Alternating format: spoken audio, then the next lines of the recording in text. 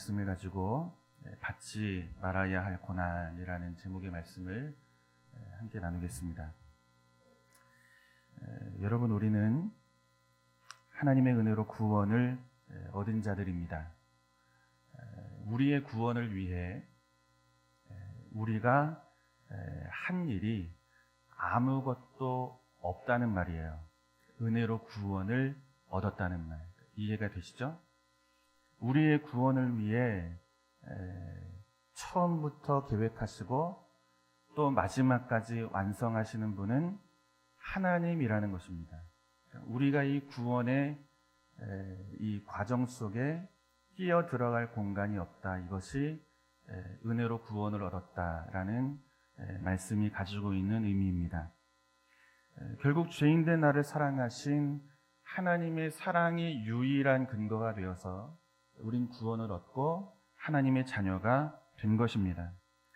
뿐만 아니라 은혜로 허락된 우리의 구원은 천사도 그 어떤 권세도 현재에 혹은 장래에 일어날 그 어떤 일도 그 일이 심각한 죄라 할지라도 우리의 구원을 빼앗아 갈 수가 없다는 것입니다.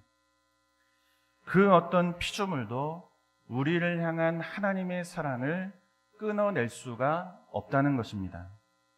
이처럼 우리에게 허락된 은혜의 구원은 아주 견고하고 아주 확실하다. 성경이 이것을 우리에게 가르치고 있는 거죠.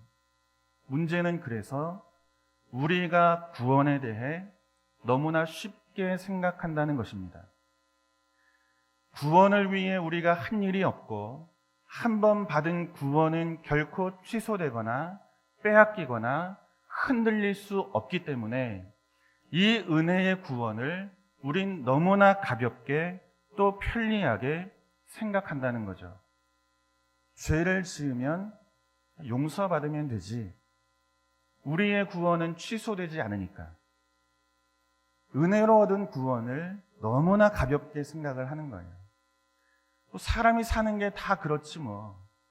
이것으로 구원받은 우리의 삶을 너무나 가볍게 생각하며 살아가는 것입니다. 어차피 천국에 간다는 거죠. 모세도 죄를 지었고 다윗도 심각한 죄를 지었다는 거예요. 그런데 그들에게도 구원이 취소되지 않은 것처럼 우리에게도 구원이 취소될 일이 없어.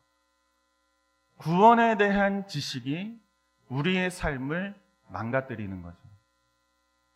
이처럼 은혜로 얻은 구원을 우린 너무 가볍고 편리하고 쉽게 생각하며 살아가고 있는 것입니다. 값싼 은혜로 만들어 놓는 거죠. 여러분, 그 이유가 무엇입니까? 구원을 자유로 이해하지 않고 방종으로 이해하기 때문에 그렇습니다. 우리 말씀을 한번 보겠습니다. 베드로전서 2장 16절에서 17절입니다. 우리 같이 한번 보겠습니다. 너희는 자유가 있으나 그 자유로 악을 가리는 데 쓰지 말고 오직 하나님의 종과 같이 하라. 뭇 사람을 공경하며 형제를 사랑하며 하나님을 두려워하며 왕을 존대하라. 갈라디아서 5장 1절을 보면 바울이 우리의 구원을 자유라는 말로 설명합니다. 그리스도께서 우리에게 자유를 주셨다, 이렇게 가르치고 있어요. 구원에 대해 설명합니다.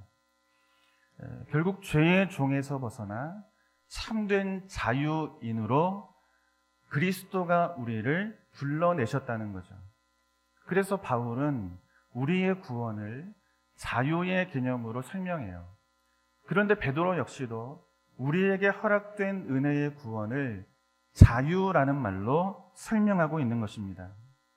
그런데 여기서 말하는 자유라는 말은 내가 마음대로 할 수 있는 자유를 의미하지를 않습니다. 내가 마음대로 할 수 있는 자유를 성경은 허무한 데 굴복하는 방종으로, 방탕으로 설명합니다. 그래서 성경이 말하는 이 자유라는 말에는 제한된 자유라는 의미가 담겨 있는 거예요. 내 마음대로 하는 것이 자유가 아니고 하나님이 우리를 구원하셔서 주신 그 자유는 제한된 자유라는 것입니다. 방향이 있는 거예요. 방향 없이 내 마음이, 내 욕심이 원하는 것으로 자유를 사용하는 것이 아니고 성경이 우리에게 말하는 자유는 방향이 제한되어 있는 거예요. 그리고 목적도 제한되어 있는 것입니다. 그래서 베드로가 우리에게 주어진 자유를 악을 가리는 일에 사용하지 마라. 방탕한 일, 방종하는 일에 사용하지 말고 하나님의 종이 되어 사는 일에 너희의 자유를 제한하여 살라, 이렇게 가르치고 있는 것입니다. 여기에는 주님도 예외되지 않습니다. 하나님이신 주님도 당신의 자유를 제한하신다고요. 그분의 자녀된 우리가 우리의 삶에서 우리의 자유를 제한하는 것은 그럴 수 있는 거죠. 그런데 하나님이신 예수가 당신의 자유를 스스로 제한하시는 모습을 우리에게 보여주고 있어요. 확인해 볼까요? 빌립보서 2장 6절에서 8절입니다. 한 절씩 있습니다. 그는 근본 하나님의 본체시나 하나님과 동등됨을 취할 것으로 여기지 아니하시고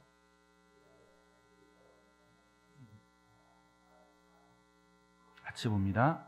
사람의 모양으로 나타나사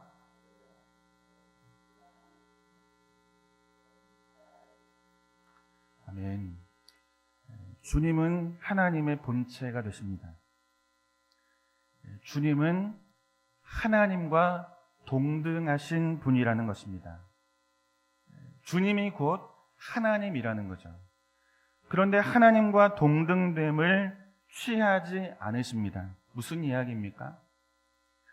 하나님으로서 무한한 자유를 가지고 계심에도 불구하고 그 자유를 당신이 원하는 일에 사용하지 않으시겠다는 것입니다. 당신의 뜻을 이루는 일에 당신의 무한한 자유를 사용하지 않으시겠다는 것입니다. 하나님께는 무한한 자유가 있는 거죠. 그분은 절대적으로 선하신 분이니까.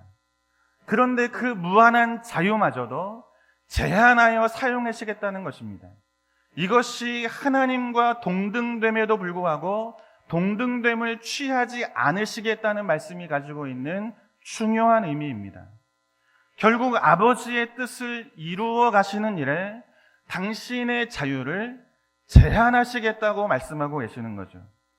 종의 형체를 입고 오시는 거예요. 하나님이신데 사람의 모양으로 이 땅에 오시는 거예요. 당신의 자유를 제한하시는 거죠. 자기를 낮추시고 죽기까지 복종하시고 십자가를 짊어지시는 것으로 자기 뜻을 이루는 것이 아니고 아버지가 택한 자를 구원하시기 위해 자기의 생명을 내어놓는 그 길로 당신의 자유를 제한하시고 계시는 거죠. 이처럼 하나님이신데 주님은 하나님이시고 무한한 자유를 가지고 계심에도 불구하고 그 자유를 당신의 뜻을 이루는 데 사용하지 않고 아버지의 뜻으로 묶어두고 계시는 거예요. 그 뜻을 이루는 일에 당신의 무한한 자유를 사용하시기 위해 사람의 모양으로 종의 형체를 입어 죽기까지 복종하시고 십자가를 짊어지시는 이 길로 당신의 자유를 사용하고 계시는 것입니다. 이처럼 성경이 우리에게 가르치는 자유라는 말은 방향과 목적이 있는 것으로 제한되어 있다는 것을 여러분 꼭 기억하셔야 되는 거예요. 우리는 구원을 얻었고 그 구원을 얻은 자들에게는 자유가 있습니다. 그렇다면 하나님은 우리의 자유를, 베드로는 우리의 자유를 어떤 내용으로 제한하고 있는가? 오늘 본문이 그것을 우리에게 보여주고 있는 거예요. 15절과 16절을 보겠습니다. 15절, 16절 우리 같이 한번 읽겠습니다. 너희 중에 누구든지 살인이나 도둑질이나 악행이나 남의 일을 간섭하는 자로 고난을 받지 말려니와 만일 그리스도인으로 고난을 받으면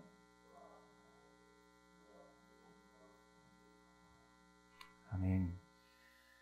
여러분 운동선수들에게는 꿈이 있습니다. 대부분 국가대표가 되는 것이 이들의 꿈이죠.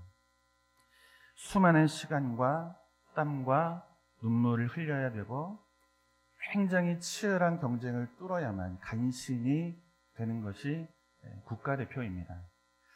그런데 국가대표가 되면 무엇이 기다리고 있어요? 영광이 기다리고 있습니까? 그렇지 않죠. 상상을 초월하는 혹독한 훈련이 기다리고 있는 거예요. 숨이 턱 밑까지 차오르는 고된 훈련을 매일같이 해야 하는 일상이 기다리고 있는 거예요. 음식도 마음대로 먹을 수가 없는 거예요. 그래서 제가 어릴 때 축구를 했는데 축구를 관둔 이유가 여기에 있습니다. 마음대로 먹을 수가 없대요. 그러니까 절제된 삶을 살아야 되는 거죠. 규칙적인 생활을 해야 하는 거예요. 스스로 자기 삶에 대해서 제한을 두고 살아야 하는 것이 국가대표가 된 이후에 이들이 살아가야 하는 삶의 내용인 것입니다. 자유가 있지만 자유를 방종으로 살지 않고 절제된 삶으로 살아내야 하는 것입니다. 인간의 본성을 제어하고 제한하는 삶을 살아야 합니다. 또 다른 목표가 있기 때문이죠. 또 다른 목표가.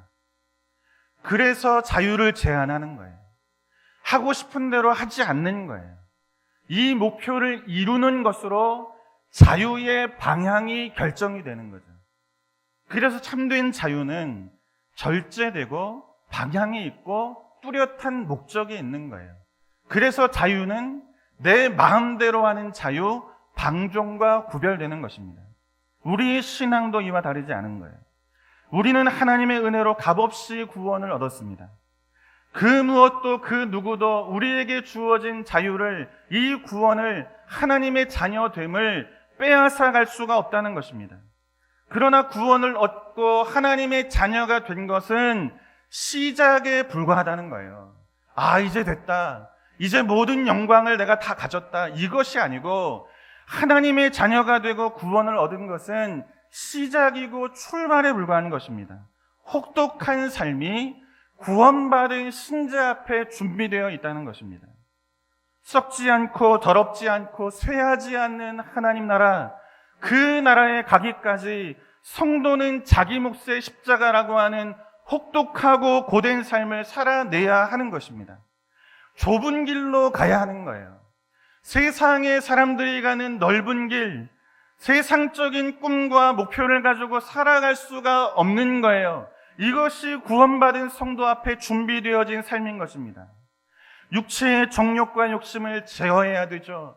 하나님의 뜻을 이루는 종으로 살아야 하죠. 내 뜻과는 거리가 먼 인생을 살아야 하는 것입니다.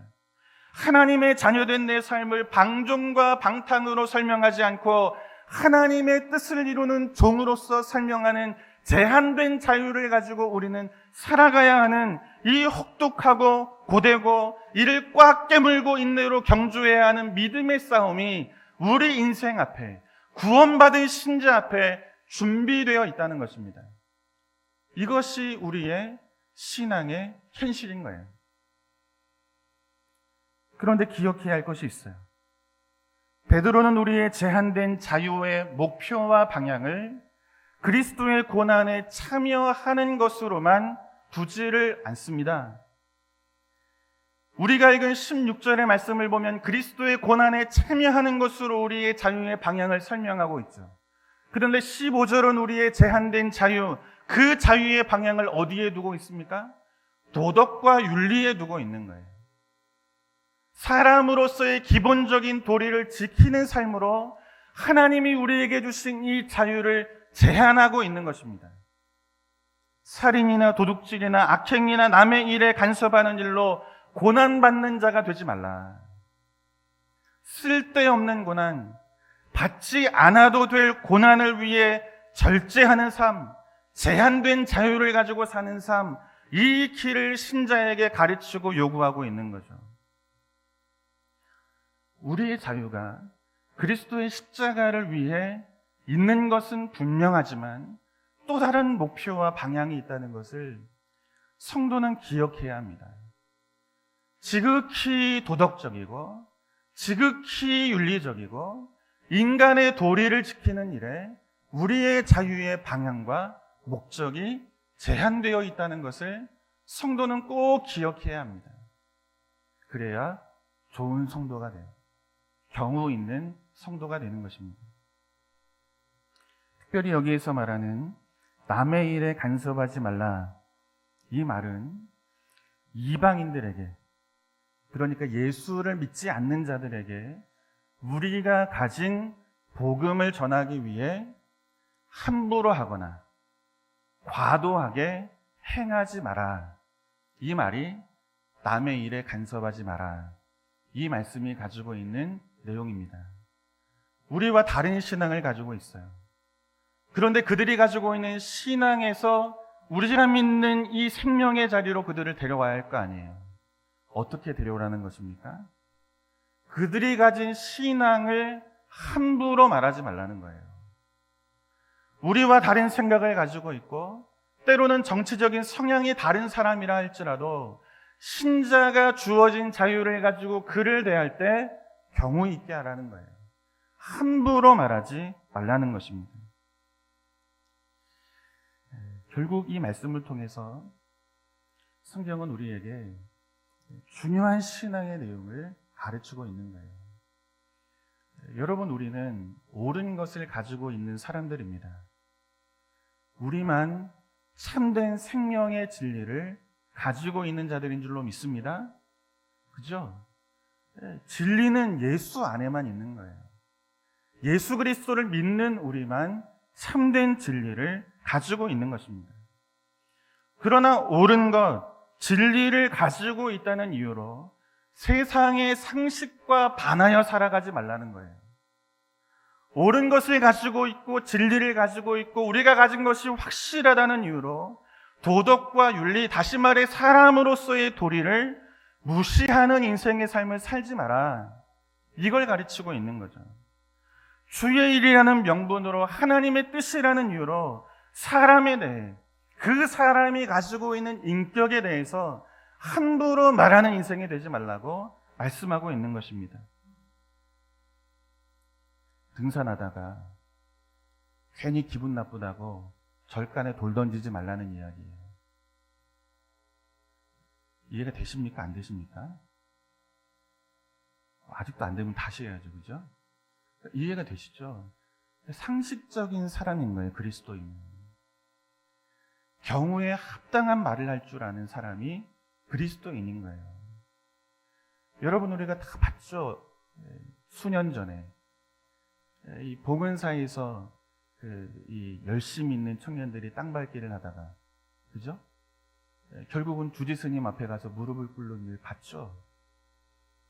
우린 옳은 것을 가지고 있다는 이유로, 진리를 가지고 있다는 이유로 그 사람의 종교와 인격과 신앙에 대해서 함부로 해서는 안 되는 거예요. 그렇게 해서 이들을 예수 앞으로 인도해낼 수가 없는 거예요.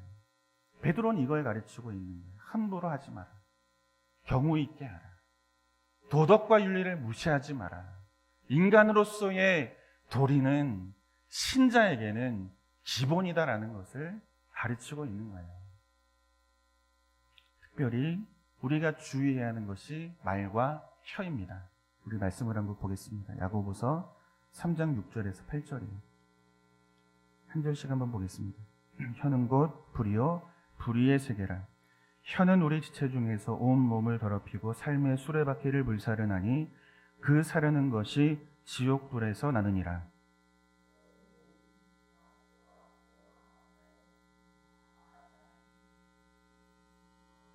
같이 봅니다. 혀는 능히 길들일 사람이 없나니. 아멘. 혀를 조심하라는 거죠. 말을 주의하라는 것입니다. 혀는 불 같아서 우리의 인생을 더럽히고, 혀는 불 같아서, 타는 지옥의 불 같아서 혀를 잘못 놀리면 우리 인생이 불처럼 태워질 것이라고 성경은 우리에게 주의하라고 말씀하고 있는 거예요. 너희 입술과 혀를 제어하라는 것입니다. 베드로전서 3장 8절과 9절을 설교하면서 여러분에게 이런 말씀을 드린 적이 있어요.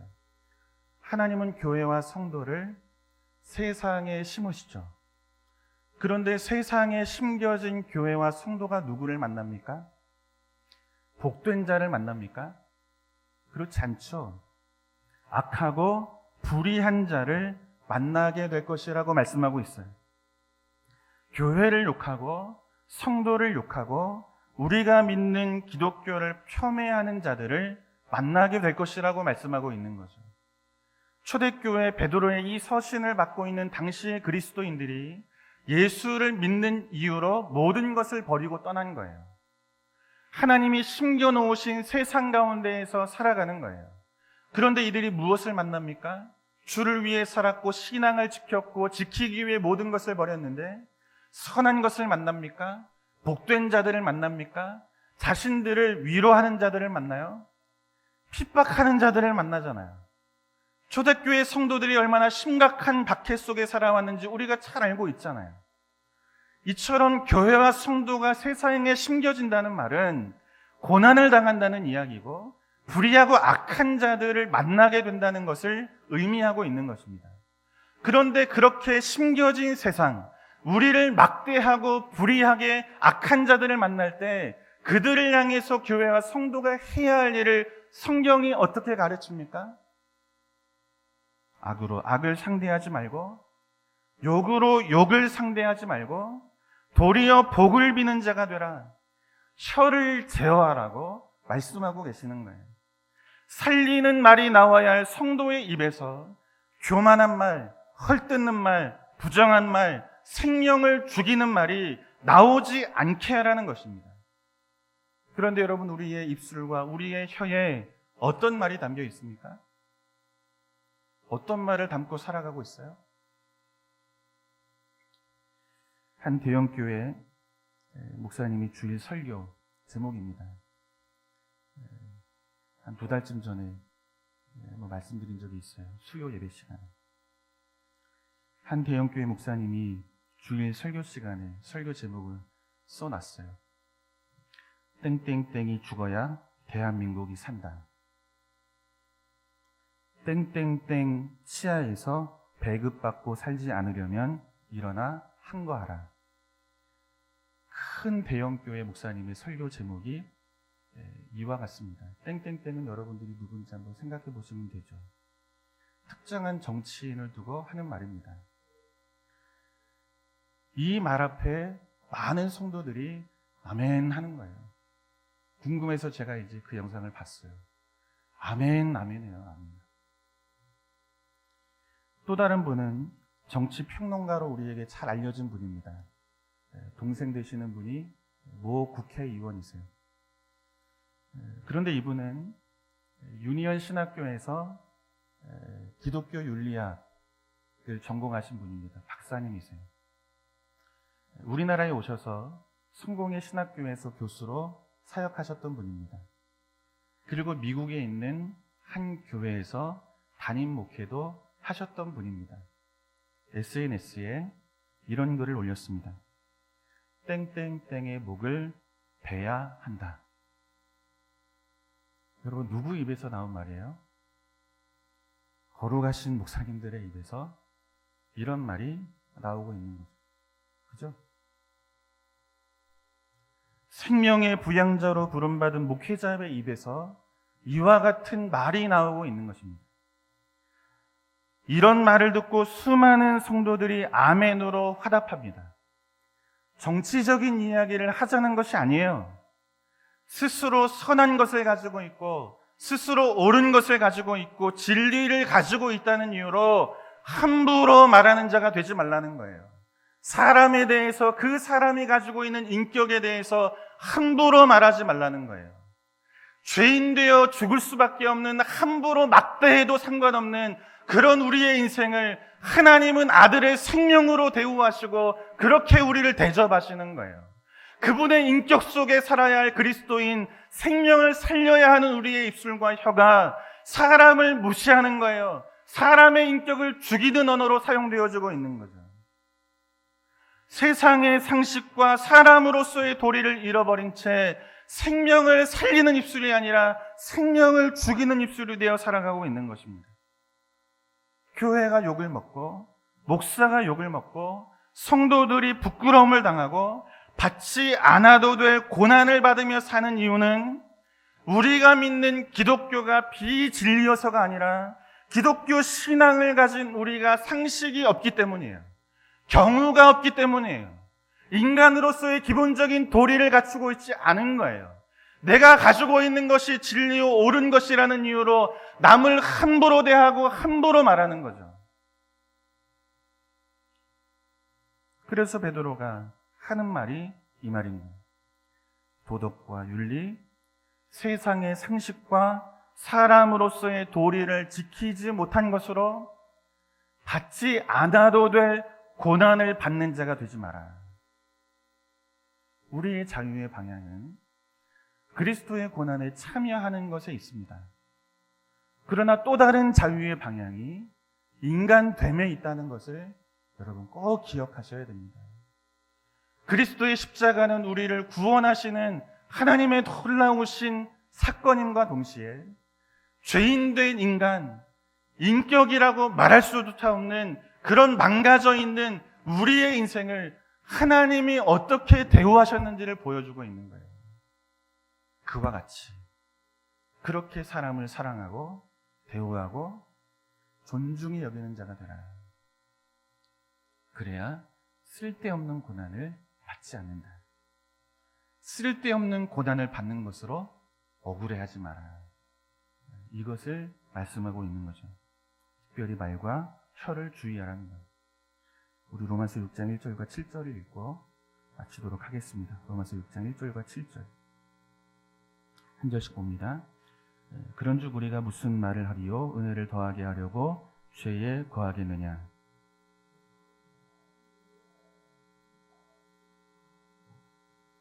무릇 그리스도 예수와 합하여 세례를 받은 우리는 그의 죽으심과 합하여 세례를 받은 줄을 알지 못하느냐?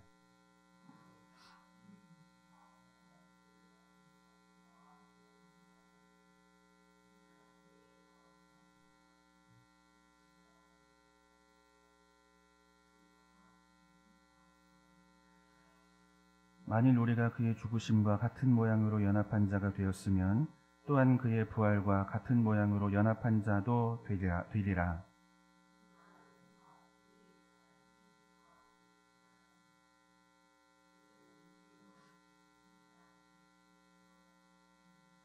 같이 봅니다. 이는 죽은 자가 아멘. 내 마음대로 살던 나는 죽었습니다. 아멘. 이제는 예수 안에서 그분의 뜻을 이루는 자유를 가졌으나 하나님의 종이 되어 사는 인생으로 우리가 주 안에 부름받은 인생인 줄로 믿습니다. 그래서 은혜로 구원을 얻었다는 말에는 신자가 짊어져야 할 무거운 책임이 있다는 것을 말씀하고 있는 것입니다. 마음대로 욕심대로 살 수 없습니다. 함부로 말하며 살 수 없습니다. 내 마음대로 무시해도 되는 사람은 세상에 그 어떤 사람도 없습니다.